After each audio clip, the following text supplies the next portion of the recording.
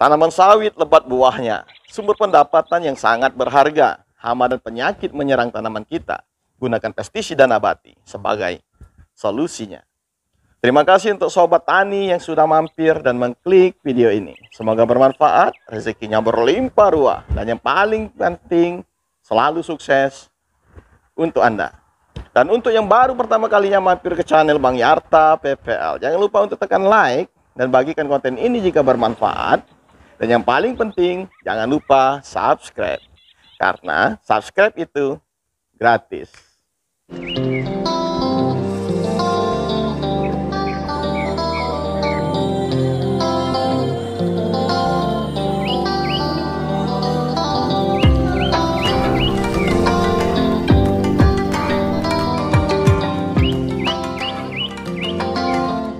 Konsep pertanian ramah lingkungan adalah sebuah konsep pertanian yang mengedepankan keamanan seluruh komponen yang ada pada lingkungan ekosistem, di mana pertanian ramah lingkungan ini lebih mengutamakan tanaman maupun lingkungan, serta dapat dilaksanakan dengan menggunakan bahan yang relatif murah dan peralatan yang relatif sederhana, tanpa meninggalkan dampak yang negatif bagi lingkungan di sekitarnya.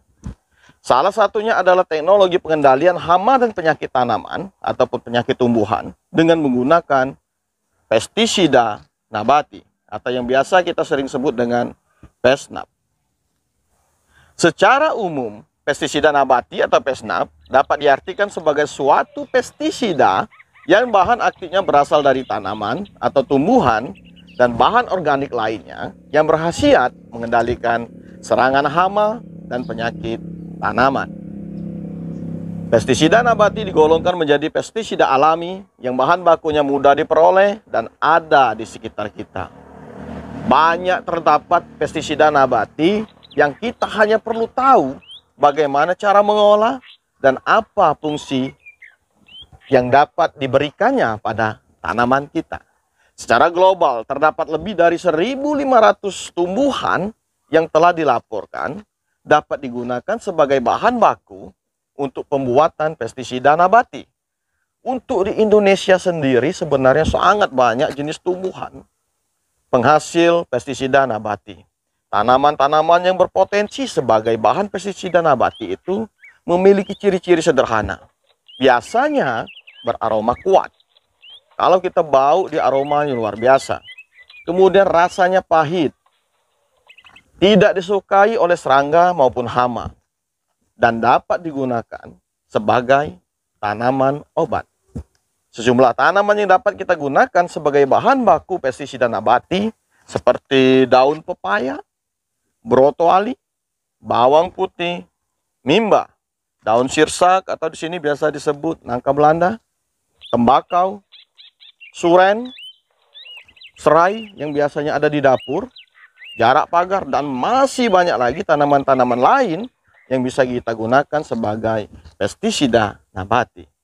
Beberapa video sederhana cara membuat pestisida nabati dapat disaksikan pada konten-konten berikut ini. Bang Yarta telah mengulasnya beberapa jenis pestisida sederhana yang bahan-bahannya ada terdapat di sekitar kita. Sobat tani semua, pestisida nabati diklaim tidak meninggalkan residu yang berbahaya pada tanaman maupun lingkungan, serta dapat dibuat dengan mudah menggunakan bahan yang murah, bahkan gratis karena dia ada di sekitar lingkungan kita. Semuanya ada di sekitar kita dan peralatan untuk membuatnya pun sangat-sangatlah sederhana. Kita tidak perlu melakukan pembelian peralatan untuk membuatnya. Beberapa manfaat dan keunggulan pestisida alami antara lain. Yang pertama, secara bahan baku untuk pestisida nabati ini tersedia di alam, sehingga harganya murah, bahkan gratis. Hal ini dapat mengatasi kesulitan, ketersediaan, dan mahalnya harga pestisida sintetis atau kimiawi pada saat ini. Bagaimana kita ketahui harga pestisida kimia pada saat ini bukan naik harga, tapi berubah harga. Dengan kenaikan rata-rata hampir 100%. Yang kedua, pestisida nabati ini mudah terurai, atau istilahnya itu biodegradable. mudah terurai di alam, sehingga tidak mencemarkan lingkungan di sekitarnya, alias ramah lingkungan. Yang ketiga, pestisida nabati ini menggunakan peralatan yang sederhana, sehingga kita dapat membuatnya secara mandiri, dan hanya dengan belajar secara sederhana, kita sudah dapat melakukan ataupun membuatnya sendiri. Yang keempat, dosis yang kita gunakan tidak terlalu mengikat. Kemudian, dosis yang kita lakukan ini tidak beresiko terhadap tanaman, karena dia ini bukan pestisida kimia. Kalau kita menggunakan pestisida kimia, kita harus betul-betul tepat dosis, sehingga resiko overdosis kalau untuk pesnap ini dapat dihindari. Yang kelima, pestisida nabati ini relatif aman bagi manusia dan ternak, karena tingkat residunya itu mudah hilang. Dan yang terakhir, di bawah, pestisida nabati ini tidak menimbulkan kekebalan pada serangga, karena pestisida ini cepat terurai. Beda kalau kita menggunakan pestisida kimia. Hama, sekali kita kasih pestisida, maka untuk berikutnya kita harus meningkatkan dosis, karena mereka cenderung lebih resisten. Dosis kita akan semakin tinggi jika ingin mengendalikan suatu hama jika menggunakan pestisida kimia. Pestisida nabati atau yang sering kita sebut dengan pesnap ini mempunyai sifat dan fungsi kira-kira sebagai berikutlah. Yang pertama, sebagai penghambat nafsu makan, antividan bagi organisme pengganggu tanaman, sebagai penolak atau istilahnya itu repellent. Kemudian sebagai penarik atau atraktan, misalnya untuk lalat buah. Kemudian sebagai penghambat perkembangan dan berpengaruh langsung sebagai racun.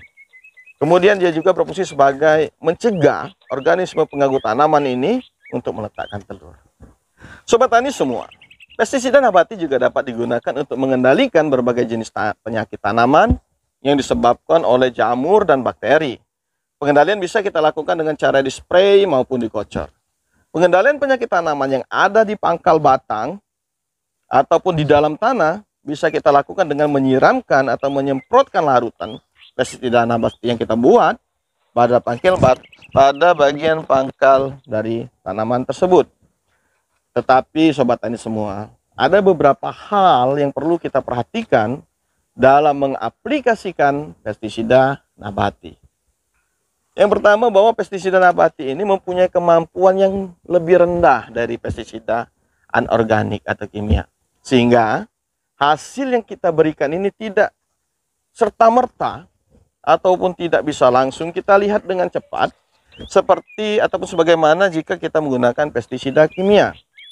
Aplikasi pesnap ini harus dilakukan berulang dan secara berkala dengan intensitas yang lebih sering daripada pestisida kimia. Misal, seminggu kita lakukan 2 kali, bahkan lebih tergantung tingkat serangan pada tanaman yang kita miliki, agar hasil yang kita dapatkan menjadi lebih optimal.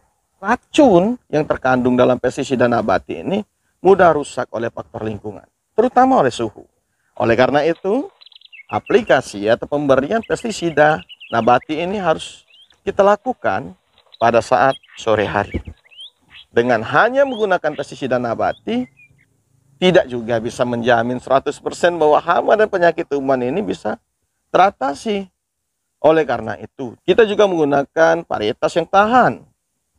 Kita kendalikan dengan melakukan pemupukan yang berimbang, sanitasi, gunakan rotasi tanaman, ataupun menggunakan agensi hayati, atau untuk langkah terakhir, kita bisa menggunakan pestisida kimia jika sudah sangat-sangat diperlukan untuk kita lakukan. Pemantauan terhadap serangan hama atau penyakit tumbuhan merupakan hal yang paling penting untuk dilakukan. Karena mengapa? Karena mencegah jauh lebih baik daripada mengobati.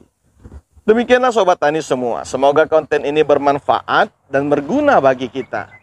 Tak ada gading yang tak retak, tak ada kalimat terucap yang tak memiliki salah.